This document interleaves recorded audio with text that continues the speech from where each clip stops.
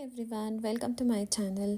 ನಾನು one of the weekend Dyu art cafe ಅಂತ ಒಂದು ಕೋರ್ಮಾಂಗ್ಲಾದಲ್ಲಿ ಒಂದು ಕೆಫೆ ಇದೆ, ಅದಕ್ಕೆ ಹೋಗಿದ್ದೆ. ಸೊ ಅದು ಹೇಗಿದೆ ಅಂತ ನಿಮ್ಮ ಹತ್ರ ಶೇರ್ ಮಾಡೋಣ ಅಂತ ಈ ವಿಡಿಯೋ ಮಾಡ್ತಾಯಿದ್ದೀನಿ.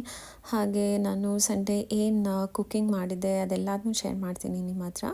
ನೋಡಿ, ನಾನು ಈ ಇಯರಿಂಗ್ಸ್ ಹಾಕಿ ಡ್ರೆಸ್ ಹಾಕಿದೆ. ಈ ಇಯರಿಂಗ್ಸ್ ಆ್ಯಕ್ಚುಲಿ ನಾನು ಕೋವಿಡ್ ಆದಮೇಲೆ ಅನಿಸುತ್ತೆ ಒಂದು ಇನ್ಸ್ಟಾಗ್ರಾಮ್ ಪೇಜಲ್ಲಿ ಆರ್ಡರ್ ಮಾಡಿದ್ದೆ. ಈ ಡ್ರೆಸ್ ಸಹಿತ ತುಂಬ ಹಳೇದು. ಡ್ಯೂರಿಂಗ್ ಕೋವಿಡ್ ಟೈಮಲ್ಲೇ ನಾನು ಮಿಂತ್ರಾದಿಂದ ಆರ್ಡರ್ ಮಾಡ್ಕೊಂಡಿದ್ದೆ. ಬಟ್ ಇವಾಗಲೂ ಮಿಂತ್ರಾದಲ್ಲಿ ಅವೈಲೇಬಲ್ ಇದೆ, but not this colour, exact ಕಲರಲ್ಲಿ ಇಲ್ಲ, ಬೇರೆ ಪ್ರಿಂಟ್ಸಲ್ಲಿ ಅವೈಲೇಬಲ್ ಇದೆ. ಆವಾಗ ನನಗೆ ಈ ಬ್ಯೂಟಿಫುಲ್ ಪ್ರಿಂಟ್ಸಲ್ಲಿ ಸಿಕ್ಕಿತ್ತು. ಸೊ ಇವತ್ತು ಏನಂತ ಹೇಳಿದರೆ, ಡ್ಯೂ ಆರ್ಟ್ ಕೆಫೆ ಬಂದುಬಿಟ್ಟು ಆಲ್ಮೋಸ್ಟ್ ಈ ಜನ್ಸಿಗೆ ತುಂಬ ಇಷ್ಟ ಆಗುತ್ತೆ. ಆ್ಯಕ್ಚುಲಿ ಇದು ನನ್ನ ಮಗನ ಸೆಲೆಕ್ಷನ್ ಇತ್ತು. ಸರಿ ಅಂತ ಹೇಳ್ಬಿಟ್ಟು ನಾವು 3 ಜನನೂ ಹೊರಟಿದ್ವಿ. ಆ್ಯಕ್ಚುಲಿ ಸಂಡೇ ಹೇಗಿದ್ರೂ ಎಲ್ಲಾದರೂ ಹೋಗ್ತೀವಲ್ಲ, ಅದಕ್ಕೆ ನಾವೇನಂತ ಹೇಳಿದರೆ ಇವತ್ತು ಬಂದು ಅವನ ಚಾಯ್ಸಲ್ಲಿ ಹೋಗೋಣ ಅಂತ ಹೊರಟಿದ್ವಿ.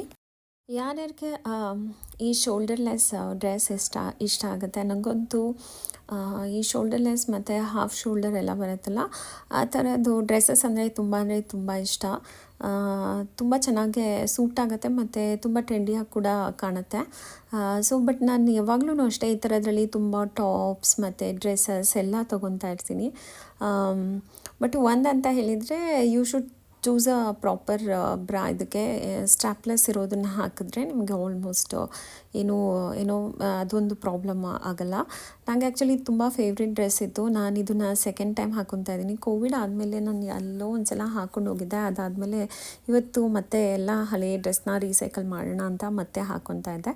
ಆ್ಯಕ್ಚುಲಿ ಈ ಡ್ರೆಸ್ ನಾನು ಹಾಕ್ಕೊಂಡು ಫೋಟೋ ಹಾಕಿದಾಗ ನನಗೆ ತುಂಬ ಜನ ಕಳಿಸಿದ್ರು ಇದ್ರದ್ದು ಲಿಂಕ್ ಕಳಿಸಿ ಅಂತ. ನೋಡ್ತೀನಿ, ನಾನು ಅದೇ ಥರದಲ್ಲದೆ ಇದ್ರೂ ಪ್ರಿಂಟ್ ಸೇಮ್ ಇಲ್ಲ, ಬಟ್ ಬೇರೆ ಥರ ಇರೋದನ್ನು, ಅದೇ ಪ್ಯಾಟ್ರನಲ್ಲಿ ಇರೋದನ್ನು ಲಿಂಕ್ ನಿಮಗೆ ಕಳಿಸಿರ್ತೀನಿ. ಸೊ ನಾವು ರೀಚ್ ಆದ್ವಿ ಡ್ಯೂ ಆರ್ಟ್ ಕೆಫೆಗೆ. ಡ್ಯೂ ಆರ್ಟ್ ಕೆಫೆ ಬಂದು ಒಂದು ನಾರ್ಮಲ್ ಇದು ಮನೆ ಇರುತ್ತಲ್ಲ, ಬಂಗ್ಲೂ ಟೈಪ್ದು, ಅದನ್ನು ಅವ್ರೇನಂತ ಹೇಳಿದರೆ ಕೆಫೆ ಆಗಿ ಕನ್ವರ್ಟ್ ಮಾಡಿದ್ದಾರೆ. ತುಂಬ ತುಂಬ ಚೆನ್ನಾಗಿದೆ. ತುಂಬ ಅಸ್ಟ್ರಿಕ್ ಫೀಲ್ ಸಿಗುತ್ತೆ. ಮತ್ತು ನಿಮ್ಗೇನಂತ ಹೇಳಿದರೆ ಅಲ್ಲಿ ಫೋಟೋಸ್ ಎಲ್ಲ ತೆಕ್ಕೊಳ್ಳೋಕ್ಕೆ ಪ್ಲೇಸಸ್ ತುಂಬ ಚೆನ್ನಾಗಿದೆ. ಈ ಥರ ಸ್ವಿಂಗ್ ಎಲ್ಲ ಎಂಟ್ರೆನ್ಸಲ್ಲೇ ಇಟ್ಟಿದ್ದಾರೆ. ನನಗಂತೂ ಯಾವುದೇ ಕೆಫೆಗೆ ಹೋಗಲಿ ಇಲ್ಲ ರೆಸ್ಟೋರೆಂಟ್ಸ್ಗೆ ಹೋಗಲಿ ಫೋಟೋ ತೆಗೆಸ್ಕೊಳ್ಳೋದಂದರೆ ತುಂಬ ಇಷ್ಟ. ಇವಾಗೆಲ್ಲ ಹಿಂದಿನ ಕಾಲದಲ್ಲಿ ಮಹಡಿ ಇರೋ ಮನೆ ಎಲ್ಲ ಇರ್ತಿತ್ತಲ್ಲ, ಸೇಮ್ ಅದೇ ಥರದ್ದು. ಮತ್ತು ಮಧ್ಯದಲ್ಲಿ ಓಪನ್ ಇದೆ ಆ ಮನೆಗೆ. ತುಂಬ ಚೆನ್ನಾಗಿದೆ ಆ ಮನೆ.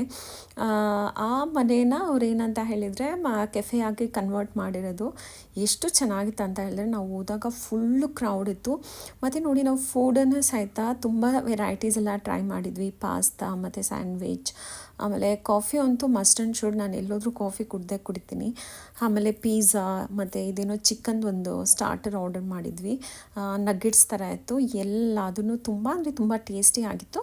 ಮತ್ತು ಪ್ರೈಸ್ ಕೂಡ ಬಂದು ನಿಮಗೆ ತುಂಬ ರೀಸನಬಲ್ ಇದೆ. ಹಾಗೆ ನಿಮ್ಗೇನಂತ ಹೇಳಿದರೆ, ಒಂದು ಡಿಫ್ರೆಂಟ್ ಫೀಲ್ ಸಿಗಬೇಕಂತ ಹೇಳಿದರೆ, ಇವಾಗ ನೀವು ಯಾಕಂದರೆ ಕರೆಂಟ್ ಏನೇನೋ ಕೆಫೇಸ್ ಎಲ್ಲ ಇರುತ್ತೆ, ತುಂಬ ಮಾಡ್ರನೈಸ್ ಲುಕ್, ಹೊಸ ಏನಿದೆ ಇಂಟೀರಿಯರ್ಸ್ ಆ ಥರ ಇರುತ್ತೆ.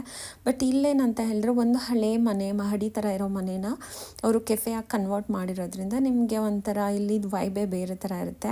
ಮತ್ತು ಆ ಮಹಡಿ ಮನೆ ಮಧ್ಯದಲ್ಲಿ ಓಪನ್ ಇರುತ್ತಲ್ಲ, ಅಲ್ಲೆಲ್ಲ ಮರ ಮತ್ತು ತುಂಬ ಗಾರ್ಡನ್ ಎಲ್ಲ ಇದೆ. ಸೊ ನೋಡೋಕ್ಕೆ ತುಂಬ ಚೆನ್ನಾಗಿ ಅನಿಸುತ್ತೆ.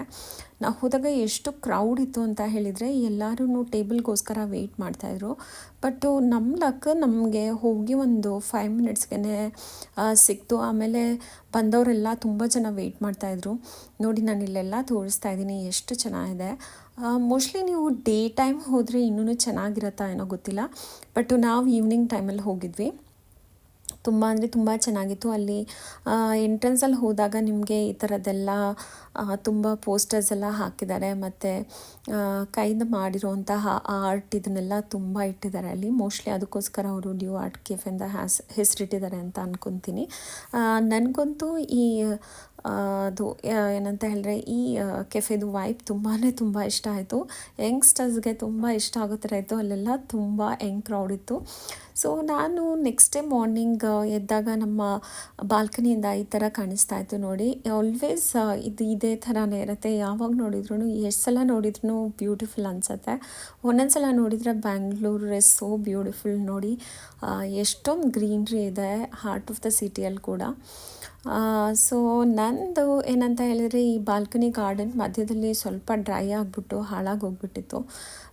ಮತ್ತು ಸ್ವಲ್ಪ ನಾನು ಜಾಸ್ತಿ ಕೇರ್ ತೊಗೊಳಕ್ಕೆ ಸ್ಟಾರ್ಟ್ ಮಾಡಿದ ತಕ್ಷಣ ಎಲ್ಲ ಚೆನ್ನಾಗಾಗ್ಬಿಡುತ್ತೆ. ನಾನು ಈ ವಿಡಿಯೋ ತಗೊಳ್ಳುವಾಗ ಈ ಬೋಗನ್ವಿಲ್ಲಾದಲ್ಲಿ ಫ್ಲವರೇ ಇರಲಿಲ್ಲ. ಬಟ್ ಇವಾಗ ಆಲ್ಮೋಸ್ಟ್ ಆ ಬೋಗನ್ವಿಲ್ಲಾ ಪ್ಲ್ಯಾಂಟಲ್ಲಿ ಫುಲ್ ಅಂದರೆ ಒಂದು ಎಲೆನೂ ಕಾಣಲ್ಲ, ಅಷ್ಟು ಫ್ಲವರ್ ಬಿಟ್ಬಿಟ್ಟಿದೆ. ಅದು ನನಗೆ ತುಂಬ ಖುಷಿ ವಿಚಾರ ಆ್ಯಕ್ಚುಲಿ. ಬಿಕಾಸ್ ಅದು ಹೂ ಬಿಡಬೇಕಂದ್ರೆ ನಾನು ಅದೆಷ್ಟು ಕಷ್ಟಪಟ್ಟಿದ್ದೀನೋ ಗೊತ್ತಿಲ್ಲ. ಅದಕ್ಕೆ ದಿನಾನು ಮಾತಾಡಿಸ್ತಾ ಇದ್ದೆ. ಸೊ ಅದು ಇವಾಗ ತುಂಬ ಚೆನ್ನಾಗಂದರೆ ತುಂಬ ಚೆನ್ನಾಗಿ ಹೂ ಬಿಡ್ತಾ ಇದೆ. ನೋಡಿ ಇದರಲ್ಲೆಲ್ಲ ಸ್ವಲ್ಪ ಡ್ರೈ ಕಾಣ್ತಾ ಇತ್ತು ನಂದು ಬಾಲ್ಕನಿ ಗಾರ್ಡನ್. ಬಟ್ ಇವಾಗ ತುಂಬ ಇಂಪ್ರೂವ್ಮೆಂಟ್ ಆಗಿದೆ ಇದರಲ್ಲಿ. ಸೊ ನಾನೇನಂತ ಹೇಳಿದರೆ, ಮತ್ತು ಎಗೇನ್ ಇದು ವೀಕೆಂಡ್ ಆಗಿದ್ದರಿಂದ ನಮ್ಮ ಮನೇಲಿ ಸಂಡೇ ಸ್ಪೆಷಲ್ ಎಲ್ಲ ನಾನೇ ಮಾಡ್ತೀನಿ. ನಾನೇ ಬಂದು ಇವತ್ತು ನಮ್ಮ ಊರ ಕಡೆದು ತೀರ್ಥಹಳ್ಳಿ ಕಡೆ ಮಲೆನಾಡ್ದು ಸ್ಪೆಷಲ್ ಏನಂತ ಹೇಳಿದರೆ ಮಟನ್ ಕರಿ ಮತ್ತು ಅಕ್ಕಿ ಕಡುಬು ಮಾಡೋಣ ಅಂತ ರೆಡಿ ಮಾಡ್ಕೋತಾ ಇದ್ದೆ. ನೋಡಿ ಮಟನ್ ಎಲ್ಲ ಕುಕ್ ಮಾಡ್ಕೊಂಡಿದ್ದೀನಿ. ನಮ್ಮನೇಲಿ ಏನಂತ ಹೇಳಿದ್ರೆ ಮಟನ್ ಕುಕ್ ಮಾಡುವಾಗ ನಾನು ಸ್ವಲ್ಪ ಜಾಸ್ತಿ ನೀರು ಹಾಕ್ಬಿಟ್ಟು ಅದನ್ನು ಸೂಪ್ನ ಜಾಸ್ತಿ ತೆಕ್ಕೊಂತೀನಿ. ಬಿಕಾಸ್ ನಾವು ಒಂದು ಸಲ ಮಟನ್ ಕುಕ್ ಮಾಡಿದ್ಮೇಲೆ ಎಲ್ಲರೂ ಒಂದು ಸಲ ಸೂಪ್ ಕುಡಿತೀವಿ. ಅದನ್ನು ಎಲ್ಲರಿಗೂ ನಮ್ಮ ಮನೇಲಿ ಎಲ್ಲರಿಗೂ ಇಷ್ಟ. ನಾನು, ನಮ್ಮ ಹಸ್ಬೆಂಡ್, ನನ್ನ ಮಗ ಎಲ್ಲರೂ ಕುಡಿತೀವಿ ಅದನ್ನ. ಮತ್ತು ಏನಂತ ಹೇಳಿದ್ರೆ ತುಂಬ ಫ್ಯಾಟಿ ಇರುವಂತಹ ಮಟನ್ ಇತ್ತು. ತುಂಬ ಜನಕ್ಕೆ ಏನಂದರೆ ಫ್ಯಾಟ್ ಇಷ್ಟ ಆಗಲಾರ್ಬೋದು. ಬಟ್ ನಮಗೇನಂತ ಹೇಳಿದ್ರೆ ಆ ಫ್ಯಾಟ್ ಇದ್ದರೆ ಸ್ವಲ್ಪ ಇದು ಕರಿಗೆ ಟೇಸ್ಟ್ ಬರುತ್ತೆ ಅಂತ ನಾನು ಇಷ್ಟಪಡ್ತೀನಿ ಆ್ಯಕ್ಚುಲಿ. ನಮ್ಮ ಮನೇಲಿ ಹಸ್ಬೆಂಡ್ ಎಲ್ಲ ತುಂಬ ಡಯಟ್ ಕಾನ್ಷಿಯಸ್. ಬಟ್ ನನಗೋಸ್ಕರ ಅದನ್ನು ಹಾಕ್ಸ್ಕೊಂಬರ್ತಾರೆ.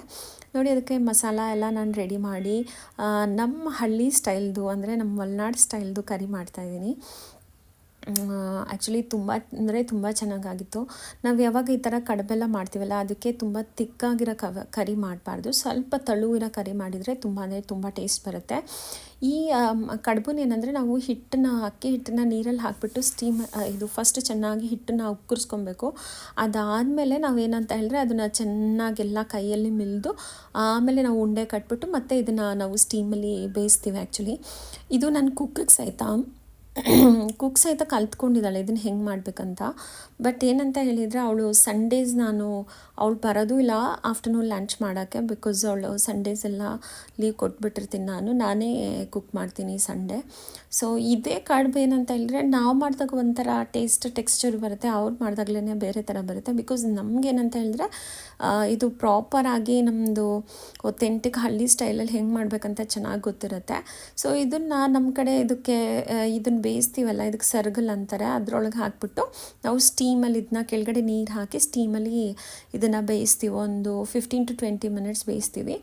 ಆಮೇಲೆ ಈ ಕಡುಬು ಮತ್ತು ನೀವು ಮಟನ್ ಕರಿ ಹಾಕ್ಕೊಂಡು ತಿಂದರೆ ವಾವ್ ಎಷ್ಟು ಟೇಸ್ಟ್ ಇರುತ್ತೆ ಅಂತ ಹೇಳಿದ್ರೆ ಅದ್ರ ಟೇಸ್ಟ್ ಯಾವುದ್ರ ಜೊತೆಗೂ ಮ್ಯಾಚ್ ಮಾಡೋಕ್ಕಾಗಲ್ಲ, ಅಷ್ಟು ಟೇಸ್ಟಿ ಇರುತ್ತೆ.